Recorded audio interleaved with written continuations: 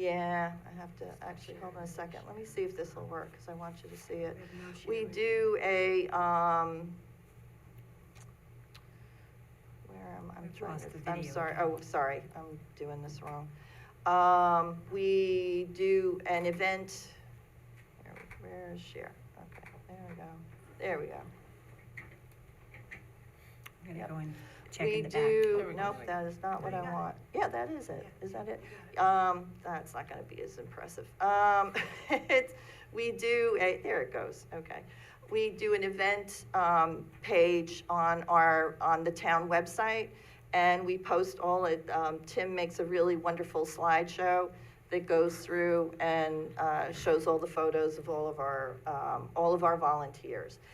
It's meant to be, one, we're cleaning up the town, and it should just be a great event for our town board members. We also try and do outreach to our legislators. It's just a way for you and us to intersect, with residents. You guys know your areas better than anybody. You know which streets are the dirtiest, that need the most love. So planning is in process right now, for this April. What I will be doing is we will start sending an email blast out on Fridays through Joyce, announcing it to our residents. If they want to, create their own event, they just have to get in touch with me and coordinate with me. We also drop off garbage bags if people want garbage bags. But we would encourage all of you to just, create your own event.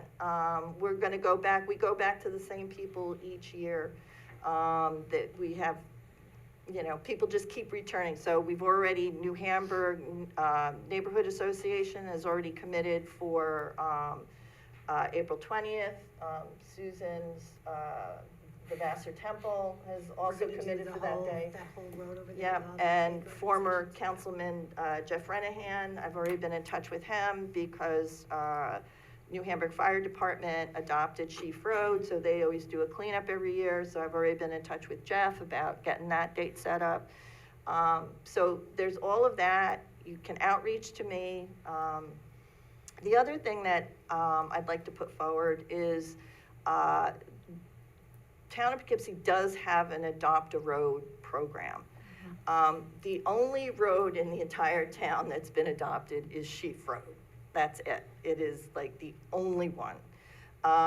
So it'd be really great. This is another opportunity, I think, particularly for council people, to do outreach to groups, businesses, to try and get town roads adopted, and then coordinate so that they are now, at least once a year, they are doing this cleanup and we're all doing it together. I do know some people that do cleanup on the arterial, Mhm. just to give them a shout out, like kind of by Holy Trinity, and I think maybe it's Yeah, the state, well, but one of they've the- been doing it for years, so I don't want to No, not say that. no, but what they may be is a road that they may be doing, even though it's in town of Poughkeepsie, it's possible that it's either a county or state Yeah, road. I So- think it is, but Yeah, they but- are out there too. But I would love that too, and anybody like that, I feel like that garbage belongs to us. Right. So like, if they wanna outreach and get their totals added to ours so that they're part of it True. in a larger way, I would love that too. So if you have contact information. One of them is Sue Pike's sister. Sue used to be the zoning administrator for many years, and I Yeah. know her sister's involved, so I can, That would be great. she's my dog groomer, so I can give her a buzz. That would be great. It just should be like again, it's like an annual thing. It should be fun. It brings the kids out. It brings neighbors out. There's nothing bad about it. So that's that. Another thing that we've done since the sort of reinstitution of the CAC was we applied for and received approval in 2021 for a $50,000 grant for an on-site engineering study of the causation of increased flooding in New Hamburg, which sits on the Hudson River. I've lived there for 25 years, and the flooding has just gotten worse and worse. We regularly have king tides.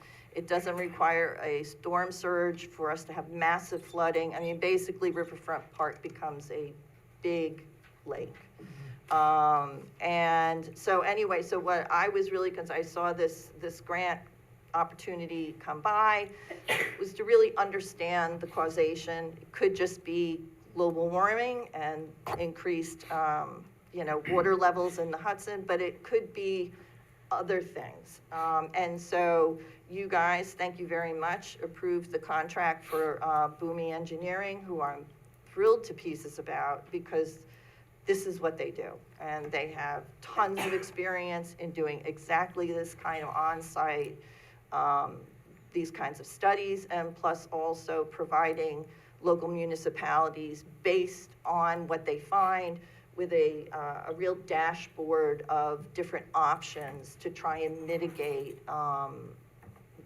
that flooding. So anyway, so we received approval for the grant in 2021, but we did not get the green light to move ahead to the RFP until 2023. But anyway, it was done, the RFP went out, we got our proposals, we've established a steering committee. It's mostly, it's local residents plus Chris White of White's Marina, who really takes a large brunt of the flooding that does occur there. Also former Ward 1 Councilman Jeff Renahan is a member, and Michael Welty, who's the Director of Municipal Development here. So you guys have approved the contract, and this study is supposed to be completed, and they are supposed to offer up mitigation options by the end of this year. So really looking forward to that. And just in case you can see, this is hard to see, but this behind you are some photos of the flooding that takes place down in New Hamburg. And finally, through the work of CAC member Johanna Fallert and also of town board member Ann Berger, they have been driving forces behind getting a pilot program started in the town of Poughkeepsie for a food scraps recycling initiative. And in fact, an application was made in October of 2023 for a $20,000 grant, which requires $5,400 in matching funds from the town, from the DEC's Municipal Food Scraps Recycling Initiatives Program. And we are still waiting to hear back from the DEC whether we have gotten this grant. If we do, the funds would procure 500 countertop bins to be given to participating residents, 500 7-gallon curbside bins to be given to participating residents, 15 64-gallon wheeled garbage carts we're going to work initially with a single collection site, and haulage fees from that collection site for 1 year. So that is what that $25,400 is going to cover, and it's modeled after a very successful program in Scarsdale. So that is that, and basically that's kind of my wrap up. And moving forward, in terms of our goals, initiatives, and working with you all, as I mentioned, we need to fill one more vacancy to have full membership of the CAC for the first time since it was reconstituted in 2018. We would like to partner with town board members to add more volunteer events to April is Earth Month townwide cleanup. Again, we'd like initiative to have local groups and businesses and organizations adopt town roads for cleanup. And also to that end, Mike Simon did provide me with a list of all the roads in the town of Poughkeepsie, identifying which ones are town, which ones are county, which ones are state. So if anyone is interested in that, that is something I can share with you to see, what the status of the roads in your area are. But that doesn't mean you can't clean up a county road if you don't want to. The town of Poughkeepsie just can't allow an organization to adopt it if it's a county or a state road. We're also working on the creation of social media pages for the CAC. We've just had some issues about process, and we're hoping to get over that so that we can have a CAC Facebook and Instagram page. And finally, we'd just like to put up there, if for some reason the DEC does not come through with this grant for the food scraps recycling pilot program. We would like to discuss with the town board the possibility of money being included in the 2025 budget to cover that cost for a rollout for next year. So just putting that out there. But aside from that, that is the completion of my presentation. Then, thank you. Thank you very, very much. Is there anyone, we can open up for comments and questions from the board. We can open for comments and questions from folks who are in the audience. Is there anybody who would like to speak? Do members, anybody here who's a member of the CAC? Mm-hmm. Yes. Yep. So we have a number of CAC members here. Board members have questions? I have one. Anybody? I have one. What if we reach out to people that have businesses that may want to adopt a road, how much is it to adopt a road? I have to go back. There's actually, you guys have a resolution, there are regulations that cover it. It's not, my memory is I read it about a year ago. There is no money. It is basically the commitment that you're gonna clean it. Okay, well, I didn't know that. All right. Yeah.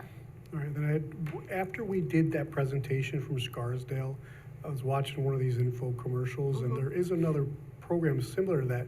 It's something, a device you could buy yourself, put it on your counter, and it actually turns everything into dirt. You just take it out and dump it out. So, I mean, I don't know how that might apply here. I mean, that seemed like it was a cheaper option, and more people could do it right in their own home.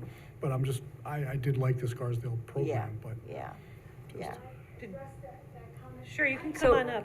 can we, Johanna, for the folks who are going to hear this on our recording, if somebody could make sure, Susan, or if she could have a spot or Here, to Johanna, speak. come sit, Just want to make sure everybody's going to be able to hear. and then just talk right there. Thank you. Hi, Mr. Safone, I have one of those appliances. I think you're referring to a Lomi, It could be, yeah, I saw it on one of the, and it gives you the option of creating compost from your food scraps at Correct. home, or reducing it to nuggets that you can put into the trash so that it reduces how much goes out into the waste stream. It has 3 different options, but, you know, it's pricey. I think it's gone down to about $315 or $250, and it's useful, but we need a composting pickup service or a drop-off service for the larger community that doesn't want to have an appliance in their house or their apartment, you know. I have both. My husband gave me a compost bin for my birthday. Can you imagine? congratulations, wonderful. How wonderful. But anyway, now I have the outdoor bin, and I'm starting with that, and that's a little more complicated because you have to have proportion of brown and green, and you can't put bones, and you can't put, you know, dairy products. But if you have a drop-off for the whole community, that accepts everything. Yeah, I have a friend of mine who works for Royal. He picks up Yeah. compost from the colleges and whatnot. Yeah. It's a little messy it's not as good as the Scarsdale one, but they do pick it up. But yeah, I did like that, but I just wanted to bring it up. I did Yeah, see it yeah. on TV, that you could buy these things at home and it turns it into dirt right in your. Well, a related question I had is about promoting home composting as well, right? Because That's some right. people who live in an apartment are definitely going to want to use the drop-off service, right? Other people might, and we could also be discounting or making available compost bins and composting education. I will confess that I'm a person who composts badly, and I do have a compost pile in the backyard, but I never feel like I get quite the ratio, right? And can always use a refresher class. So I wonder if we could also broaden this, because we do have a lot of people who might want to do it in the backyard as well, so. 2 things I want to add. So the CAC, especially because when we got, sorry, is my microphone on? I don't know. It is, yep. When we got started, when we really ramped up, it was really during COVID, and we did this series of online workshops, one of which I think was composting. Yeah. So we do Yes, I have remember the that. video on the town YouTube, which we have the link readily available for people. It's on the Climate Smart Task Force webpage, maybe on our other page as well. The other thing I wanted to say was the county does make those bins available, and because we have promoted that, we actually got Climate Smart points for promoting that, the bin sales. So some of those things are in place, so I just wanted you to know that. That's helpful. We can advertise that. I have a quick question about the food scrap recycling. you said that it was 500 bins are available, the small bins. Are you going to keep the pilot project in one ward, or are you just gonna ask for volunteers across the entire town? I would say at this point. We need to put him back at the mic. Sorry, we're trying to make sure we've got a good recording for everybody. Yeah. So since we're going to be using a single drop-off point, there's no reason that you can't extend this across all 6 wards. It's just people need to be willing to take it to the collection site. So, and in our discussion of this, I think we really felt in order to really kick this off well, that we did not want to, because in some municipalities, people who participated had to pay a fee. And we really didn't want to do that. We just really wanted to get this going, and since funding is available, and hopefully we will get it, to make it free, to sort of take away any barriers that people might have to getting involved. But yeah, I mean, once we have those 500, I think it's first come, first serve, and we'll get it going, and then hopefully this will be successful. And then the next stop will be, okay, how do we further roll this out so this becomes a service that is in place and ongoing in the town of Poughkeepsie? Thank you. Thank you. So Pam, just one question? Mhm. Thank you, Pam. Yeah. So on your 2023 project in New Hamburg? Yes. What help do you need at this point? Do you have all the help you need? We are in good shape now. We've got a great steering committee. We've already met, yes, we met to actually speak with Boomi. They came in and did a presentation to us. And the group is really cohering. We've got a really nice range of people who really seem to be very committed to this, mostly because they live there and they've been living with it. I think now Boomi gave us a calendar, and they're gonna get going. So I think we're good. But we'll definitely reach out if we, any bumps along the way or anything that might help it move. But I think these guys are exactly what we need. I think it's going to be extremely interesting to see the information that comes out the other side. Not projecting like what we think is going on down there, but these guys have a really strong engineering background. So this is going to be based in science and on the ground observation. It's not going to be coming from, all of the long range studies and extrapolated. They're going to be on the ground, and actually, I even asked, like, wouldn't it be good to sort of observe this from the river? And they're like, oh yeah, we'll be in boats and we'll be out there and we'll be, surveying it in its entirety. So. Okay. Well, you won't have to reach out to me. I'll reach out to you on this and the other projects. Okay, so great. Thank you very much for your help. Excellent, thank you.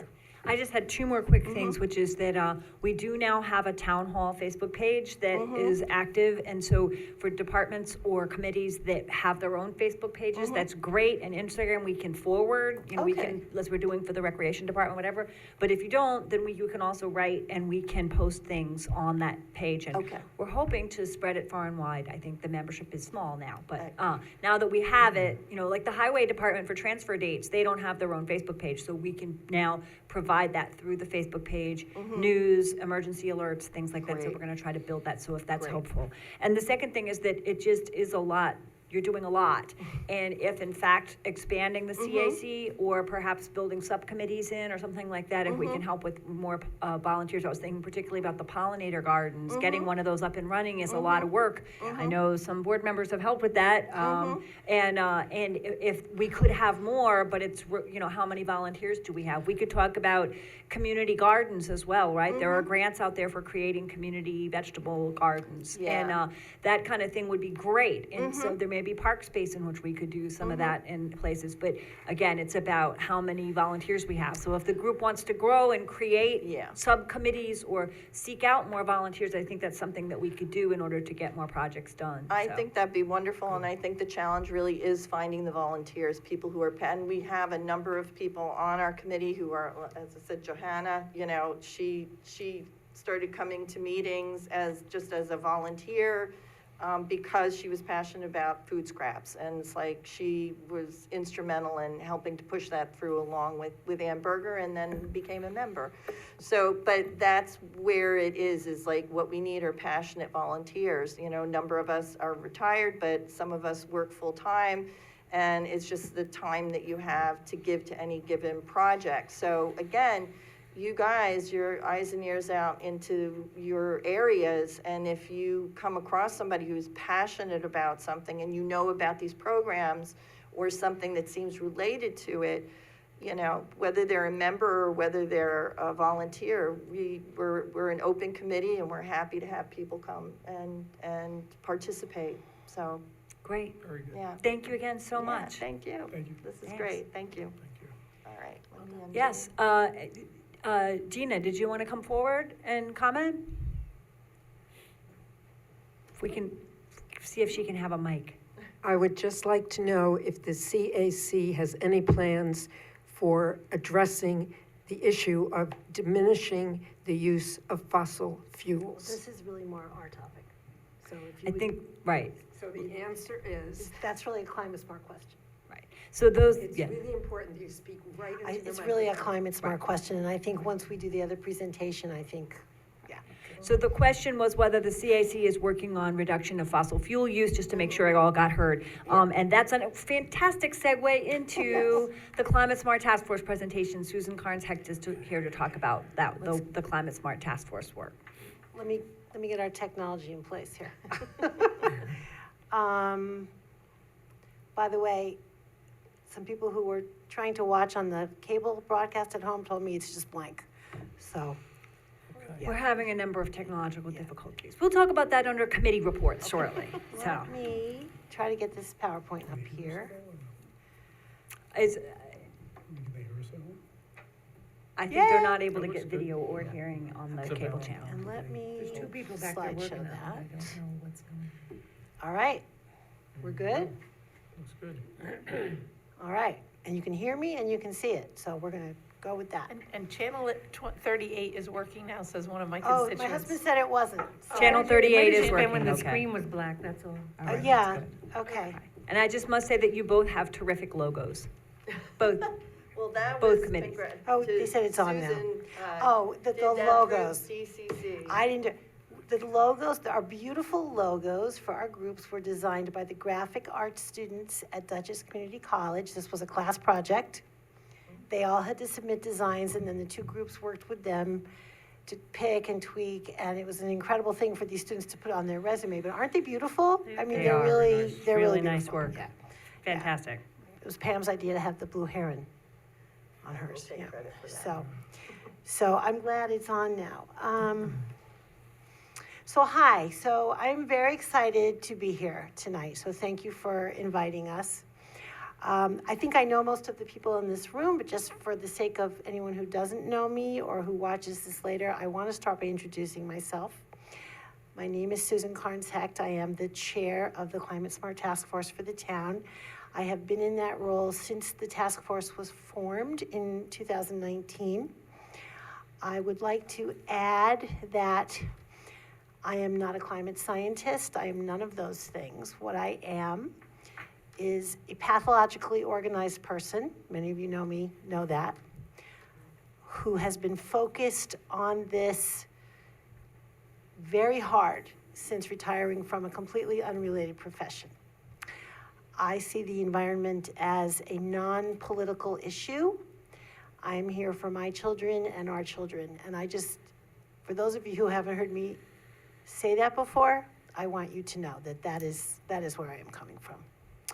So my goal tonight is to familiarize everyone with the New York State Climate Smart Communities program and where the town stands in it. I did bring some of our Climate Smart brochures, which are here for those of you who haven't seen it, as well as the Pollinator Pathway brochures. Before we get into the details of Climate Smart, I just want you to know that these are the people who are doing this hard work for the town. I cannot say enough about this group. They bring dedication. They also bring an incredible range of skills. We've got engineers, we've got scientists, we have a lot of different people. We have members from the community.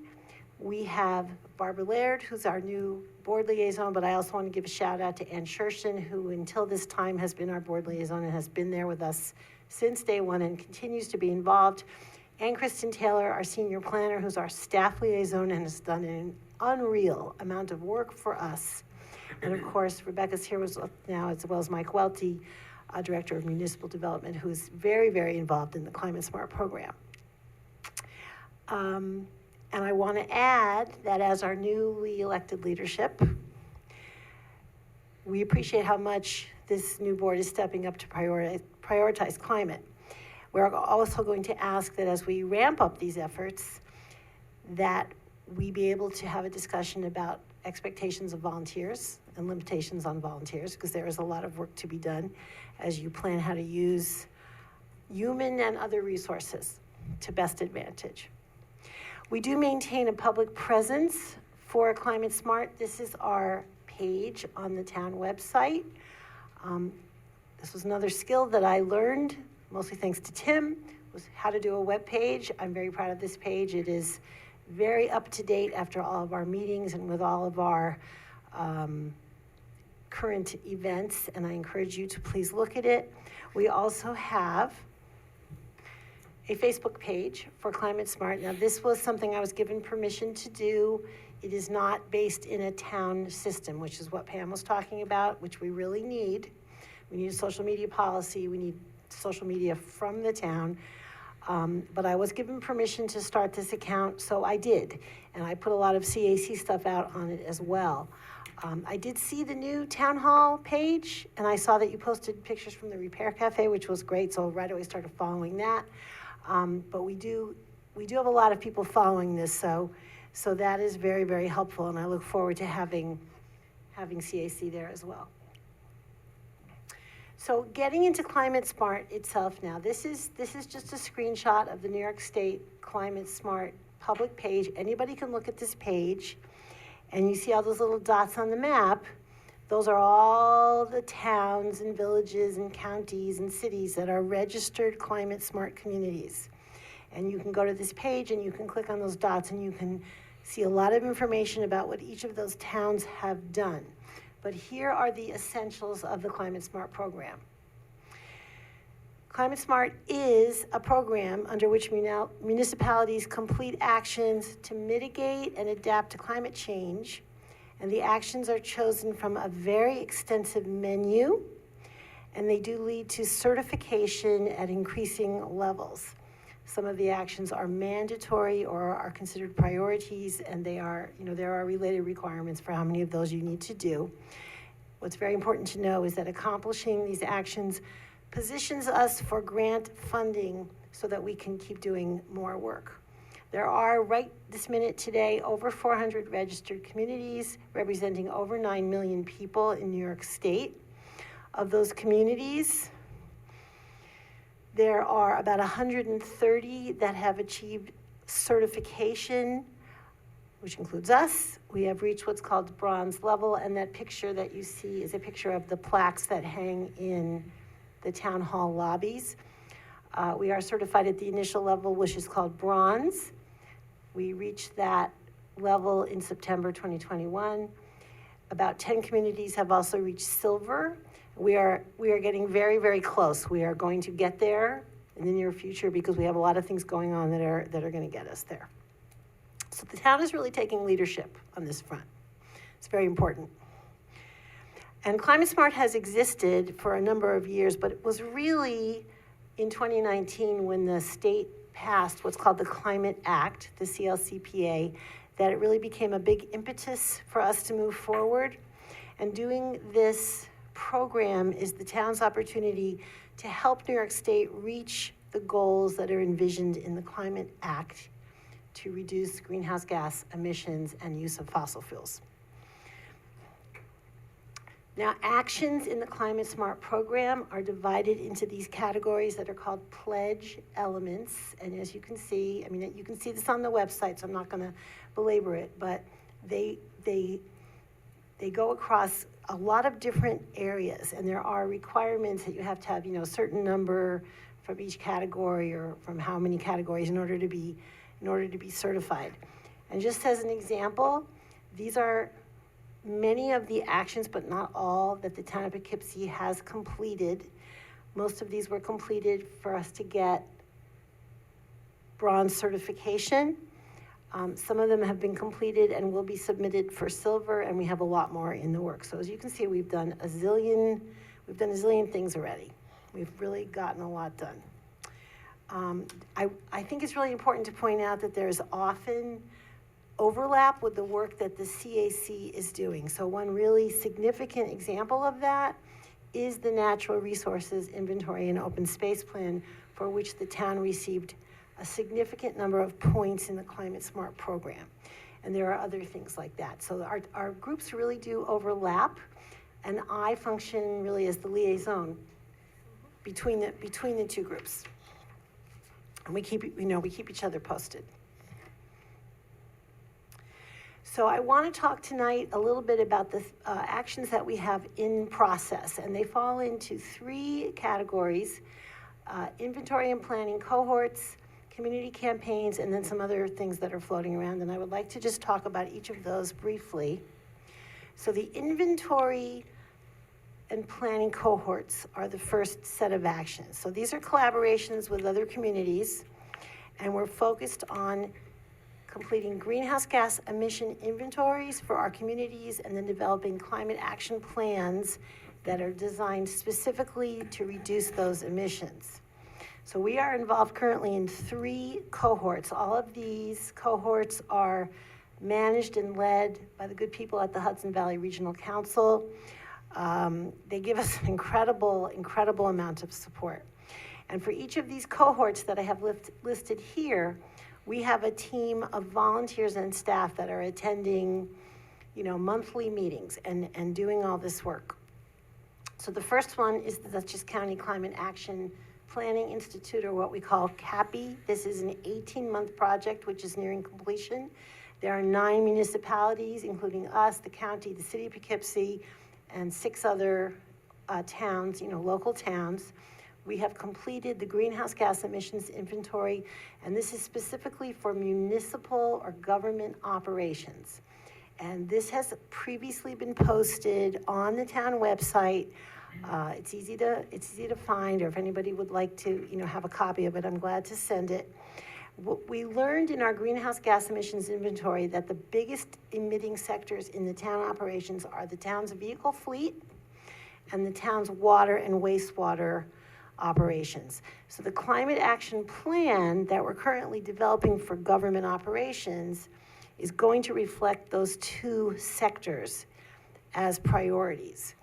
But there will also be goals related to, our buildings, employee commute, other things that are going to bring down use of fossil fuels. And when we talk about bringing down emissions, we're talking about what we call mitigation, which means actions we can take to actually reduce or prevent global warming.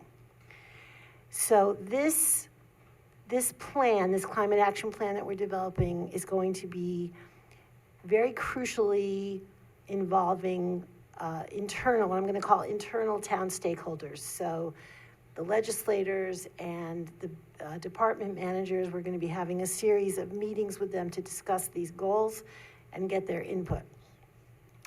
And then the second, and that climate action plan should be done by mid-year.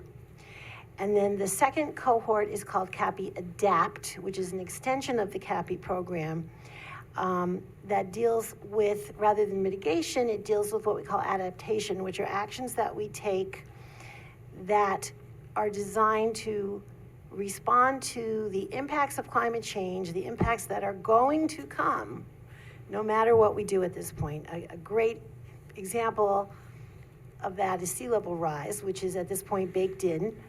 And we're going to need to deal with it because the water's coming up and the salt front's coming up, and it's going to affect our water system, and things like that are great examples. Heat, we're going to need shade structures and cooling centers, things like this. So these are all adaptation measures. This cohort just launched last week. Some of us were down in Peekskill. at a pretty intense meeting about it with a lot of other communities from Dutchess and Westchester. And whereas the first plan is going to be very focused on internal operations, this plan is going to be it's going to be very important that we're going to be working to get community engagement and community input. And this is an area where we're going to really need the support and involvement of the board members, because we need to create opportunities to get out and interact with the community and meet them where they are. We have some great ideas, but in addition to meeting them where they are, we need them to help us find out where they are. We need to find out from our community. You know, do you need meetings? Do you need online? Do you need childcare? Like, what do you need to come and talk to us for an hour and give us your input? So we have a lot of ideas, and we're going to be doing that, but we're really going to need your help to get into the wards. And then the third cohort is called the Community Greenhouse Gas Emissions Inventory. That is completed. I'm going to be posting that on the town site, which is a requirement, in the next couple of days. And this was done, again, with a whole group of other communities, and it was done with an emissions inventory that was done for the entire Mid-Hudson region, and we were sort of given our piece of it. And so it's not nearly as granular as what we've done for government operations, where we have all our energy bills and all these very specific things, but it is an overview of the community. And not surprisingly, the biggest emitting sector in the community is transportation, and this is because of all the vehicles of all kinds that are on the road.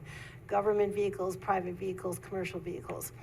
But here in Poughkeepsie, commercial and residential emissions are also extremely significant.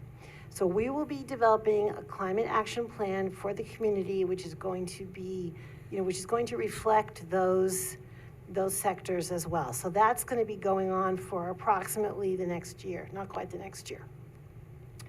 There's a lot of work being done. In addition to the cohorts, the Climate Smart Task Force is doing what are called community campaigns. And this is, if you're familiar with NYSERDA, the New York State Energy Research and Development Association, I think it is. They have a program which is different from Climate Smart, but it's parallel, and because it's New York State, they have to have two different things. It's called Clean Energy Communities, and it is very, very focused, completely focused on clean energy. But a lot of the actions you can take in this program also count for Climate Smart points. So there's a lot of, what I call bang for the buck. When we think about what we're going to spend our time on, we say, well, what can bring us a grant? What can bring us points? We try to really maximize the impact for the town. And we get money from them. We get support from them. We have completed a number of actions and been designated what's called a clean energy community 2 years ago. And we received grants. We have already received grants from this program. So these things you see on the top are things that were completed. And we received 2 grants for doing this work, totaling $20,000, the 2 grants. And we had been with the board a while back to talk about what we wanted to do with that money. And we all ended up agreeing that we would use that money for the solar array that is going up on the water department buildings. And the town board added money to that because there was such a phenomenal return on investment. So that work is in process. There have been some technical hangups, but we'll get there. So that's going on. And we are also planning, we are ramping up right now what's called the Clean Heating and Cooling Campaign, which is essentially heat pumps.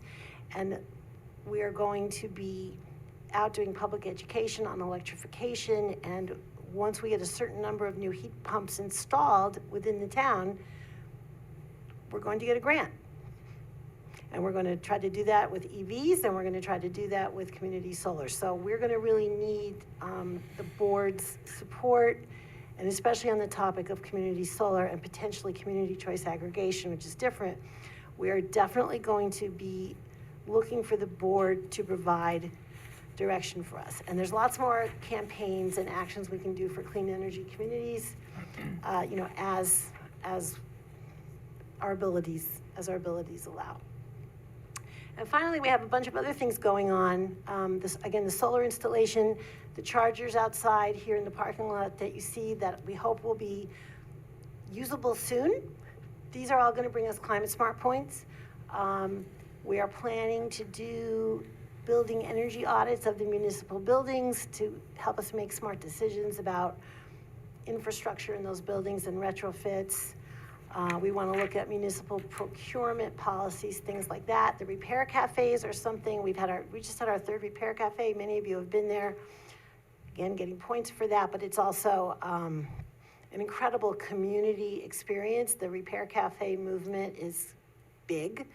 It's in the national news all the time, and I want to give a shout out to Lisa Call, who is not only a Ward 6 resident, but also is our new District 6 Dutchess County legislator, and she is the mover and shaker behind the repair cafes, and Climate Smart is supporting that. We tried in the past to do a green business initiative.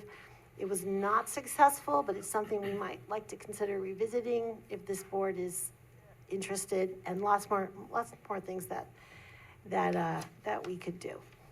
So, in closing, I would just like to share with you that when we were at this big workshop in Peekskill last week for the CAPI Adapt cohort, one of the leaders of the cohort that was there is a person who's had the opportunity to attend the UN conferences and the COPs that we all hear about in the news. And he set the tone at the beginning of the meeting by talking about what the impacts are of surpassing the 1.5 degrees Celsius warming milestone that we all hear about so much. And in truth, it was an extremely bleak presentation. It was frightening, right, Barb? It was a very frightening presentation. But we learned from him also, and I did not know this, that the Hudson Valley, right here, literally has the highest concentration of communities in the entire country doing this work. I did not know that. I was excited and I was proud of us. I was proud of us for being part of that. So we are going to stick with it. We are going to, as Pam says, embrace hope. Embrace hope.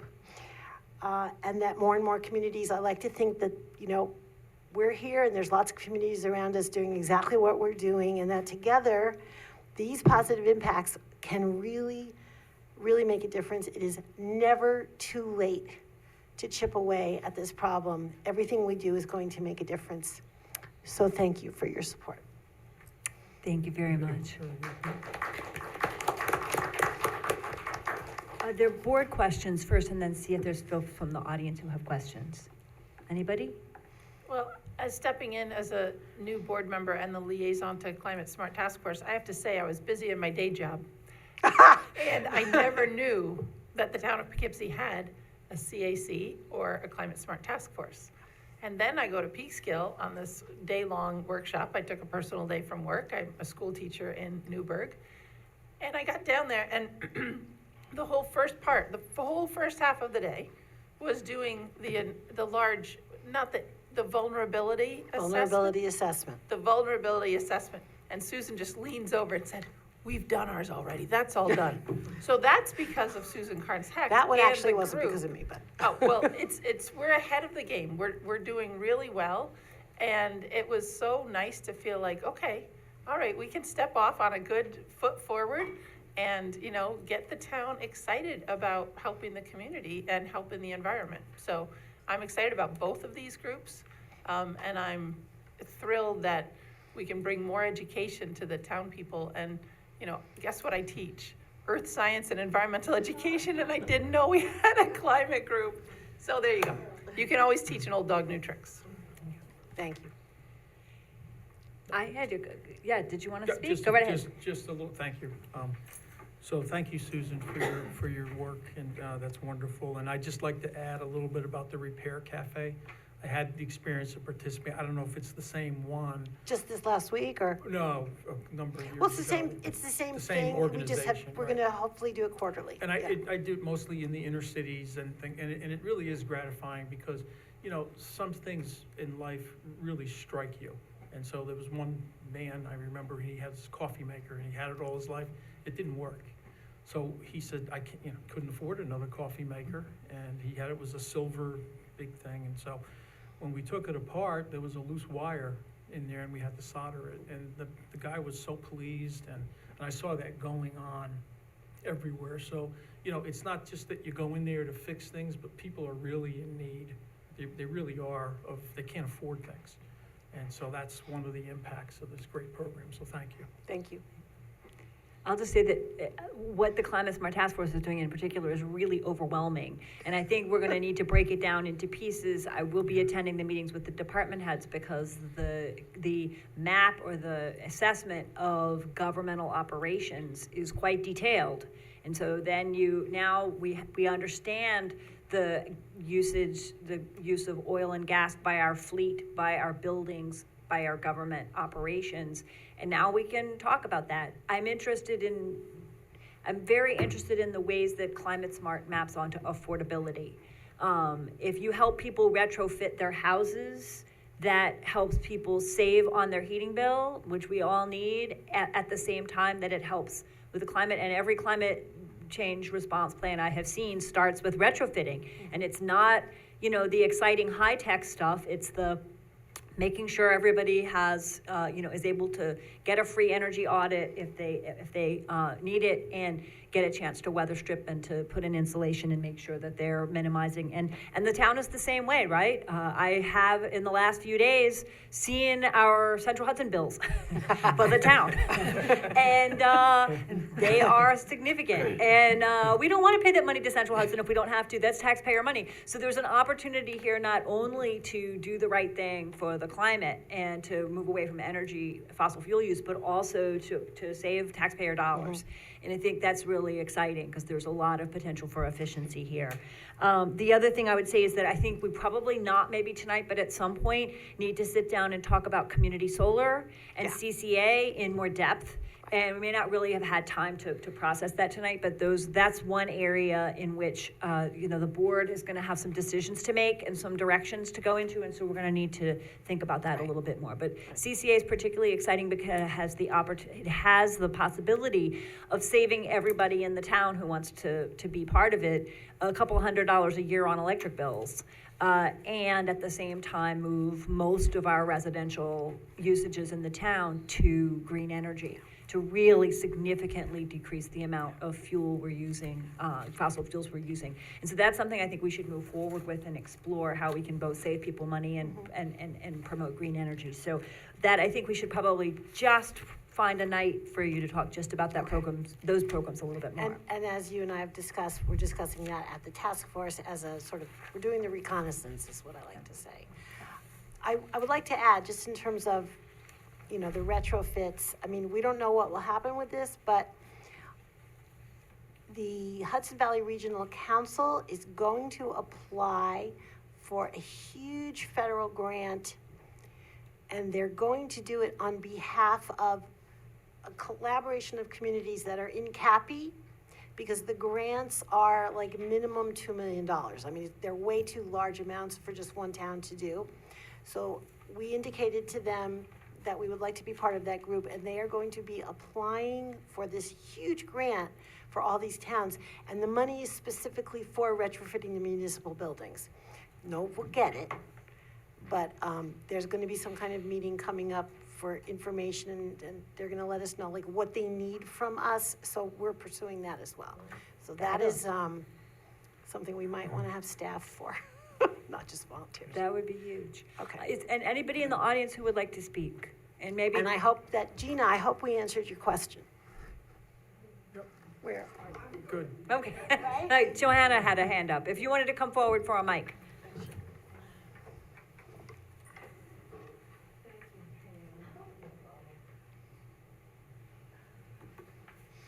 I'm so proud of my colleagues on the CAC, but I wanted to make another comment. When Mr. Reuter talked about how appreciative that man was with the coffee urn, it occurred to me also how intricate this whole climate issue is.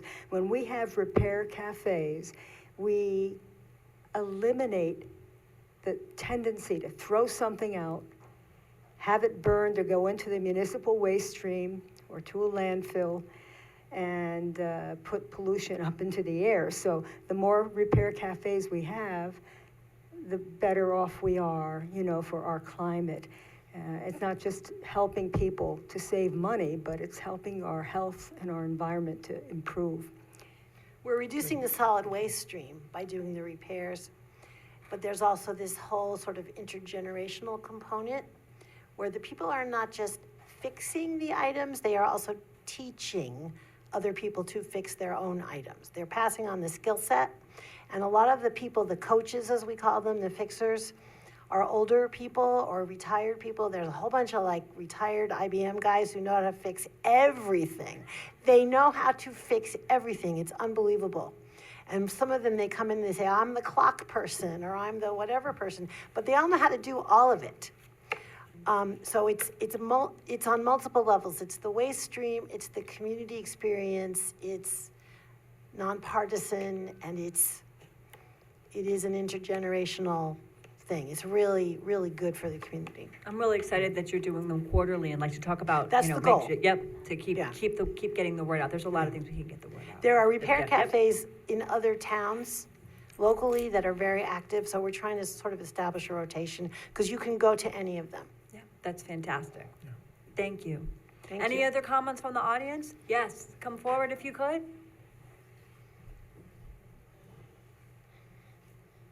I think there's been a lot of demand for the repair cafe, so quarterly would definitely get used. So, yes. I just had a question. Susan had mentioned that we have more communities in this area than any other place in the country. I missed it. This is what we were told, that the Hudson Valley has the highest concentration of communities doing this kind of work, which I did not know. Thank you. There may be you said the other day, there are like towns in Texas that are greener, whatever. It's not a question of how green is our town, it's a question of we were talking about the level of effort and collaboration going on in the region is really, really significant here. It's fantastic. And It's it's great to fantastic. know that we're ahead on some of these things, and the amount of volunteer work that's gone in is amazing. So thank you both very much. Thank you. Much to continue talking about and some things to flag for the board's attention in the months to come. So let us do some committee reports now. I think they're going to be briefer, and we do have a couple of board members who are sick or who are out.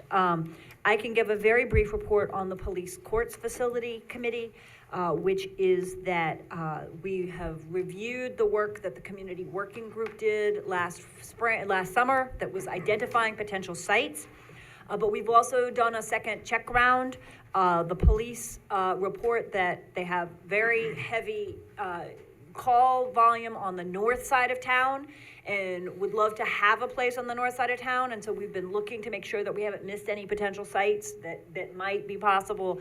But we are looking also at the ones, the community working group sites. And over the next week or so, we're taking a closer look at a couple of those sites, and I'm hoping by March the committee's going to have we've met once and we're doing some tours, and I think we'll be ready to report back more in March. The Parks, Recreation, and Youth Services Committee was going to meet today. Ryan Sharp is sick. I hope he feels better. So we're going to have to wait on that report. But I believe the Senior Services Committee did meet. We did. Board Member Sifone. Bill Reuter and myself and CJ from Recreation and Janet from Recreation and Senior Center met today. We have a lot of things going on at the Senior Center. We hired a new center director, Eileen Black. I guess she's been volunteering there, and everybody seems to love her, so welcome, Eileen. They've painted the interior, and they're doing some minor repairs, adding some shelves for the center. We did discuss an ARP Community Challenge grant, something that would support community resilience through investments and improve disaster management, preparedness, and mitigation for residents. So with that, we decided we would look into possibly getting a generator for the site in case of an emergency. We'd have a warming center, and the generator would help with that. We are going to look at that. We're going to see if we can get one of ETH Electric over there to see if we can get a price on possibly a Generac or something like that. We have natural gas, so it'd be a natural gas, and we have oil for our heat, so it would actually keep the burner going. We looked at possibly creating a volunteer workforce to help volunteers and people that come to the center that have problems making their doctor's appointments and whatnot maybe a little challenged, live by themselves, be a little forgetful, maybe we can help out. So we're gonna be looking for some volunteers that might wanna help set up a little committee that might wanna address those issues and help people. I guess there's quite a bit of residents here that do need a little help with that. We have a ton of things going on. Tomorrow, there's a meet and greet with Rebecca, our supervisor, at 12 o'clock. I heard you're bringing cupcakes.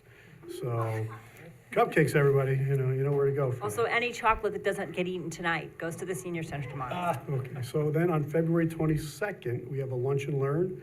The history of Locust Grove will be down at the senior center. On February 29th, we have the Sunshine Club Penny Social. On March 1st, we have the Health Expo. March 7th, very big event coming up. We have a coffee with Councilman Reuter. All right, I don't know what he's bringing, but you gotta do better than cupcakes now. The bar's been set. And on March 14th, we have our St. Patrick's Day party, corned beef and cabbage, live music, refreshments. And that is $10 per person. There'll be live music by Lee Pendino. And Adams Fair Farms is cooking the corned beef and cabbage and soda bread. You do have to, registration is required for that. So go to the Town of Poughkeepsie website, Recreation, to sign up for that. And let's see, or you can give us a call at 485-3628 and check our website. Everything's on there. We also talked about possibly setting up a food pantry for some of the residents who may not be able to get out as frequently as you'd like to buy some groceries. So we're probably gonna wind up setting something up there. And that'll be good for our residents. If you can't get out to the supermarket, you can grab a couple things just to tide you over till you can get there. Bill, did I miss anything? I think, this thing about Councilman Sifoni takes excellent notes, so I think that was wonderful. One of the things, I don't know if I missed it, but we did have something talking about a little more open communication with infrastructure and, liaison for the seniors for county services. So, the Office of the Aging Assistance, maybe some assistance with filing for, medical bills, or not helping so much, but with the actual filing, but having contacts on who to go to. So that would be something that the seniors are having, some have expressed some difficulty with. So we need to look at some improvement with that to help the seniors. So that's one of the things we talked about today. It's great how the senior center can be a model for, as a warming center, a cooling center, a food pantry, emergency electricity backup. If you have medication that needs refrigeration and there's a 3-day storm outage, right? I mean, those kinds of things. Thinking about the senior center as a place that people can go if they need emergency information. That's a model we could use in a lot of our communities, but the senior center is a good place to start. Since we have the Climate Smart Task Force people here, we might weigh in. I know that that fuel cells are now an alternative to generators for emergency backup power, and that was some conversation that we had about what's the best and most energy efficient way to provide that backup power. So that might be something to talk about. And also with, solar as well. Exactly. We can consider Whatever the best ways. Whatever the best way to work. But I feel like everybody in town, a model would be to make sure that everybody in town knows that if there's a power outage or an emergency event, that they have a place to go where they know they can get information, they can plug in their phones, they can bring their medications for the refrigerator, they can get first aid, those sorts of things. So it's an important model, and the food pantry is a great idea as well. Great. The Fire Advisory Committee. Bill, go ahead. Bill? Who's gonna? Go ahead. Okay. Well, Mike and I met today, well, actually, it wasn't today. It was last week. Last week it was.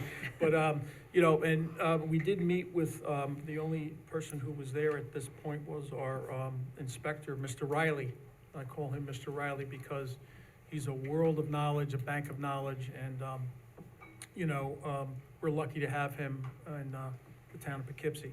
So this really all started, I know Councilman Sifoni makes it fun to talk about fire advisory, but this did start with an act of Congress, actually, in 1974, because at the time, the United States had a lot more deaths per capita and a lot more fire damage than any other country, which I kind of hard to believe. But so the good thing that Congress did there was take local control, maintain local control, and have national standards. So things like fire prevention techniques, inspections, administration and management, training, firefighting tactics and command, and new technology. So the idea with this committee is to integrate it with how we talk about with new buildings, our architects, our builders, our partners, and kind of incorporate all the above so that we put it in our planning model. It's a very big, committee. It's very important. And Mr. Riley has already talked about some of the apartments that he has on a schedule that he's gone through and inspected and expanded that into a number of different areas and a number of different technologies and rooms. So he's certainly on top of it. Our next meeting, we have a monthly meeting on that, so we will continue with that. And we look forward to working with the team. Hey, Bill, just a tandem on that. So when we talk about apartments, Mr. Riley has been going around to various apartment complexes. And he's doing Grandview and Highview estates are being done now.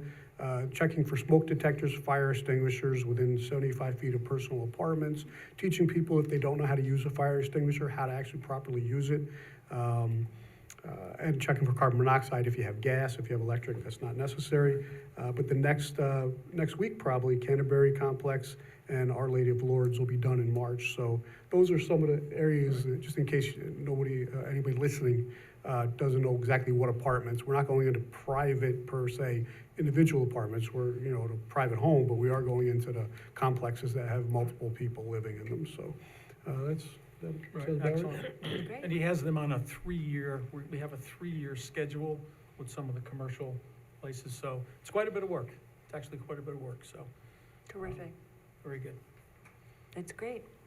I'm going to defer the finance, grants, and revenue to the comments on the supervisor's report at the end. And the budget committee, as noted here, is going to be meeting in the fall, and Ann Shershen's not with us, so we'll wait on that. I know that Barb was going to report from the Joint Water Board. We didn't put it on the list here, but some of us are liaisons to other organizations.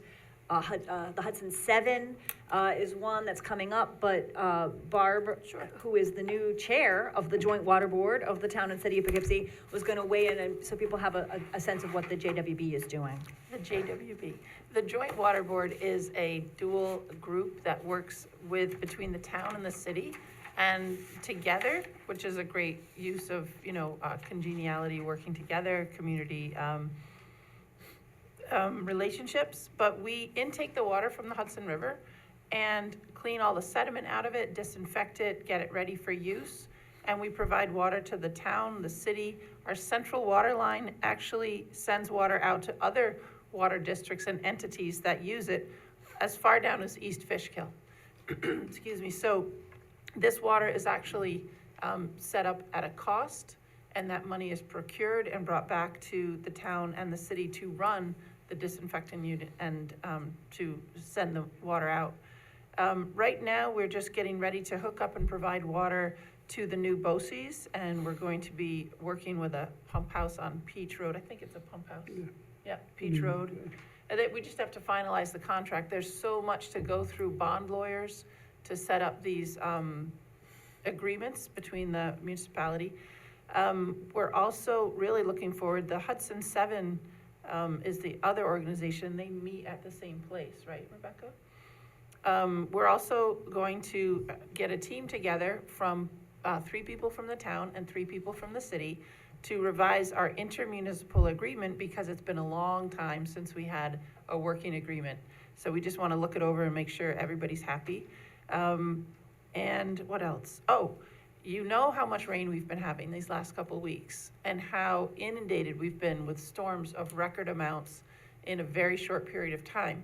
What that's done to our water treatment center is they've been collecting record amounts of sediment that has to get pumped through and filtered out and cleaned. And once that sediment is taken out of the water, that has to be dumped at, I think, a landfill. So we have just been almost, I think it was doubling, Randy said, maybe doubling the amount of sediment from the same time last year.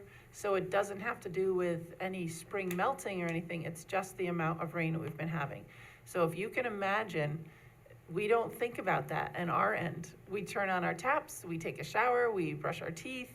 The water is always there for us, but they're doing double time for cleaning. And one thing I learned is, since COVID and the supply chain issues, the price of chemicals to do that disinfecting has gone up a lot. So their budgets get, just like all of us, our household budgets get hit, their water budget gets hit with that. So it's very interesting, the intricate infrastructure of the town, and I'm glad to be on that. I'm happy to serve as chair, and there will be more. We've met twice so far. So I'm not sure if we're going to share every month at the workshops, but. Because you can attend those meetings as well if you want it as the public, correct? Right, Yeah, and- exactly. oh, that's right, we just put our meetings on Zoom. Yep. So that was a great, suggestion from Doreen, and we Yes. got the meetings up to Zoom, so. And if I could ask a quick question from Doreen, because I spoke to her earlier to let her know that we weren't gonna be Zooming. And the committee reports are kind of new, and we're kind of still trying to figure it all out. And her question was, will there be a schedule of when they meet, each individual committee, in case anybody from the public wanted to attend? Yes. At some point? Yes. I think for some committees, we can, for some committees, we can't. Sure. We're always gonna try to report back here so that Correct. there's public report, so there's regular public reports on what the committees are doing. In some cases, if like the budget committee spends its time well, working that's with, different. Yeah, with department chairs, Yes, or yes. if we're going and doing a field trip to, some things we can share and some are gonna be harder to. Right, but But other- yes, we need to think about where we're going to make those Post that on committees the publicly calendar or noticed. whatever. Yeah. That's all. I just wanted to, Exactly. she asked me, so I figured I would just. Exactly, bring it it's a up, good and thing to add. I don't know if she's Yeah. watching or. The one thing I would add about the water board is that I think that actually that all that sludge that they take out of the Hudson goes into gardening uses. It doesn't have to go to the landfill, it's usable. But I was thinking about it when we were talking about the New Hamburg flood study. I mean, we're seeing, the Joint Water Board is seeing the impact of climate change, which is, the change at, torrential rains that are bringing turbidity of a level that they haven't seen before. And so our water system is having to handle already some of the impacts that we're seeing. So to just end with the supervisor's report and then some public comment, if there's folks here who would like to say anything at the end on any issue, I'll just say that I've been in the supervisor's position for 6 weeks now, and have been spending a lot of time focusing on internal needs at town hall. We've made appointments on boards and committees, trying to get to know and understand departments. We have been focusing in town hall on rebuilding the finance department. As people who've been to meetings know, we've hired a controller and are working on that. And as at the last meeting, last couple of meetings, we've been working on the insurance situation, the health insurance situation, with the unexpected, very, very high increase in NISHIP Excelsior rates, and we're still sorting that out to what the impact is going to be. I have some concerns. It's Valentine's Day. It's supposed to be a happy, happy night, but there's a couple of things that I wanted to say that I think are concerns that need to be put out there, and that is the budget. The board should be receiving quarterly reports on how we're doing in spending by department, budget versus actual. That has not been happening, so we need to get that to start happening. And because of the impact also of the insurance, the whole 2024 budget was predicated on the assumption that NISHIP Excelsior rates were gonna go up by about 16 or 17%, and they actually went up by 49%. We have now shifted a lot of employees back to another healthcare plan. We tried to achieve some savings there, but there's going to be a significant impact, right? And we have not yet grappled with what that has done to the budget, because it's going to have a significant impact. One thing that also concerns me also is that the town does not have a capital plan. And I believe we need to construct a 5-year capital plan and be making clear what our long-term major expenses are, whether that's a very expensive piece of highway equipment, or whether it's a construction project, or whether it's a pump station, or whatever it might be. We need a schedule of what's coming down the line so that we can prioritize, put things in order, and not, I think that would be a better way to handle that. And we have models for that, but we don't have one. So we need to work on that. And in addition, I think that we are relying pretty heavily on property tax revenue, and we need to talk about some alternative sources of revenue, and I've been in conversation with, I think, all the board members at this point on some possibilities for that. We also, I'll just say, have a few technology problems, as was evidenced tonight.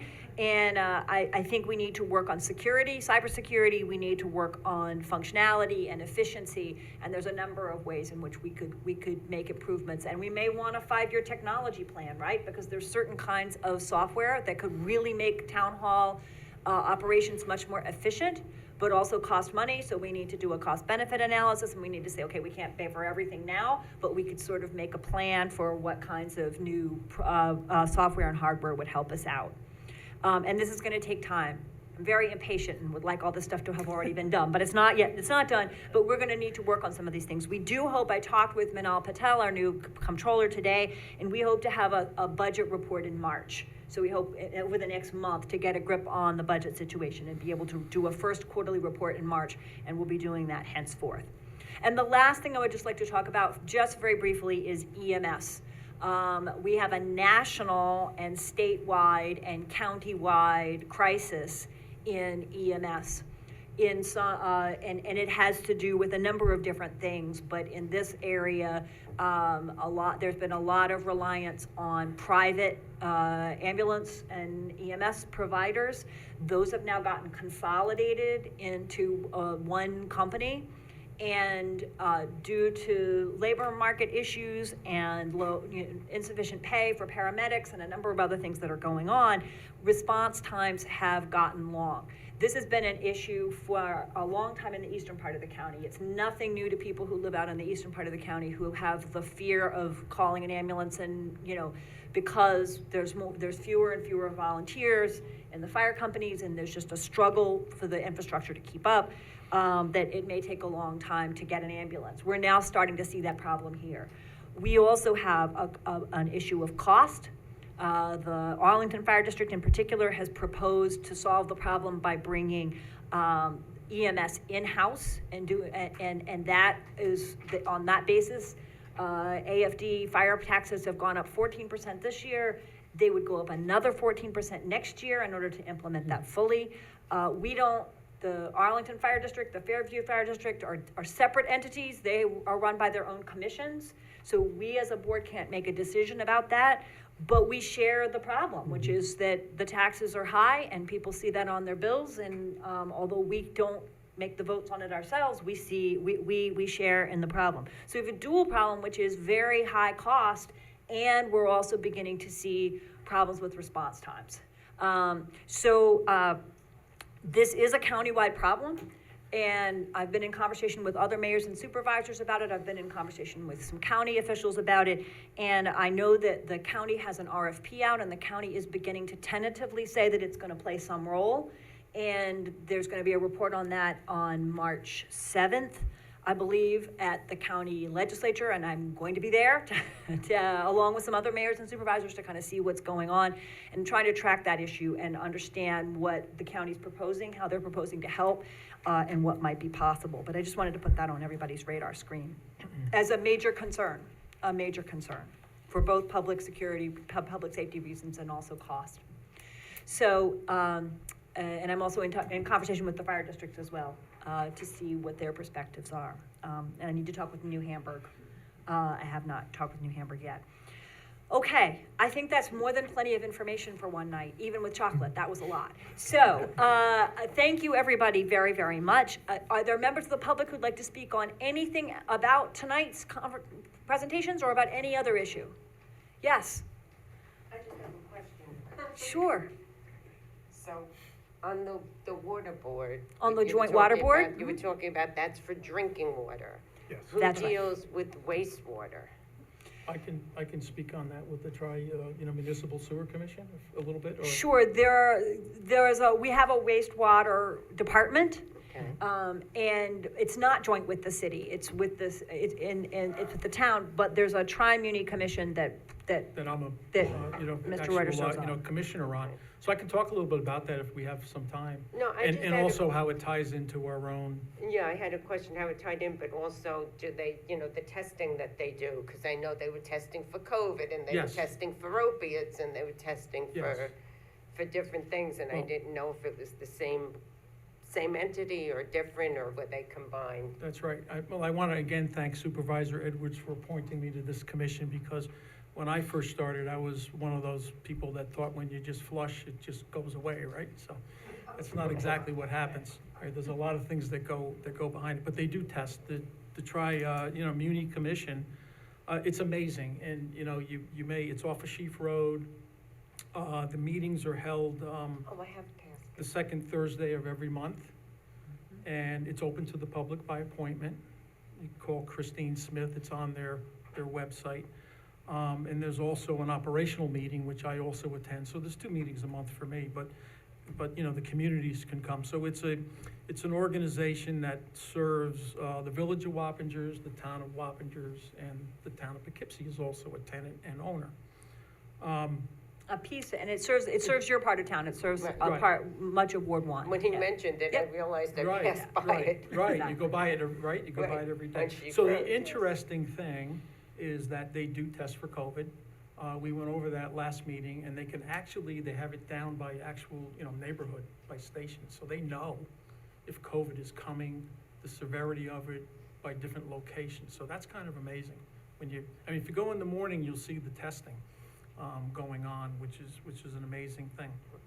Also, for the climate folks, they are a bio-solid reuse facility, and they do that through composting. So, like, my first day there, I saw all the compost, and it's smoking, and they're coming through, and they have different levels, and they actually sell it. So when it's complete, they sell it to certain companies that can use it. So it's great for the environment. They do a wonderful job. They've been in business since 1987 with the 3 different communities. The thing that I would say too, and talking what Barb was saying, so you have the water coming in and then the wastewater going out. So their limit for the Muni is 2.7 million, more than 2.7 million gallons per day. They're consistently operating on 2.9 million. So when we had some disappointing things when we had the big rainstorms, they had some overspillage that they just had to do that because it was just a significant amount of water. The pump station for the town of Poughkeepsie is on Route 9 next to, Vinnie's Bait Shop there. I don't know if anybody who knows Vinnie, the guy who has the bait shop on Route 9, that's, if you go right before you go in there, there's the pump station, and that is the station that goes to New Hamburg and serves that part of the community. So that's where the town ties in to that portion. Wappingers ties in, and there's also, they're going through the same thing with expansion. Okay, so town of Wappingers wants to expand more. There's gonna be more capacity, there's gonna be more money.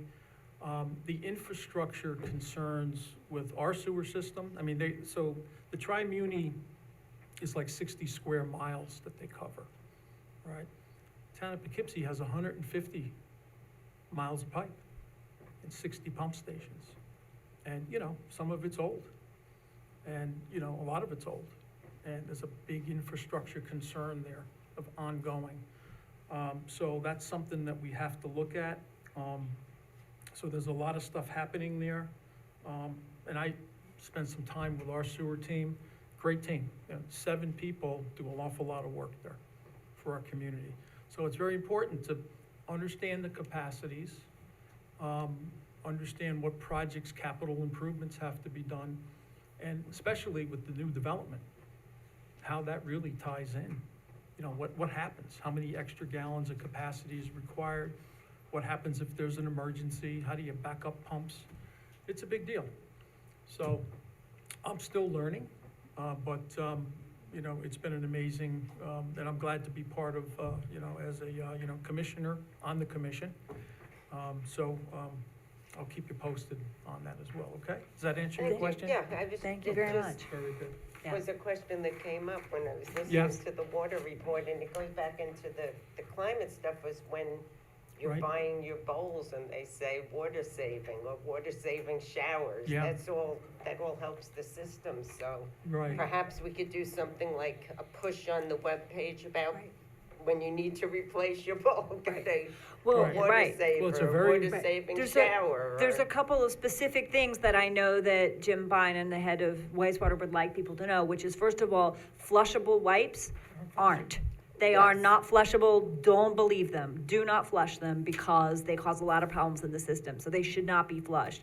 And the second is that, I think as I talked about at another meeting, a lot of plumbers have tied people's sump pumps into the wastewater system at some point or another, and you may not even know that's the case. But without checking it, but that's illegal, and it's really overburdening our wastewater system, where people have got a sump pump in their basement, and when there's a lot of rain, it's pumping into the wastewater system, and that's not supposed to be happening. And so if that was the way someone set it up at your house 30 years ago, people should be making sure to change that because it's overloading the system. And we talked about some ways to get out public education about that. And maybe even provide some incentives for people to detach those sump pumps, because it's definitely helping to overburden the system. I'll just say that the water and wastewater departments and are meeting with the grant writing folks tomorrow to try to identify some key projects and keep working on grant writing, because there is a lot of infrastructure. Thank you, everybody, for a really helpful evening with a lot of great conversation. I'd love to hear some feedback on how this meeting went, because we tried to run things a little differently tonight and have a sort of conversational workshop meeting. Thank you again. Happy Valentine's Day, everybody, and hope to see you again next week when we will have our regular voting meeting. Thanks again.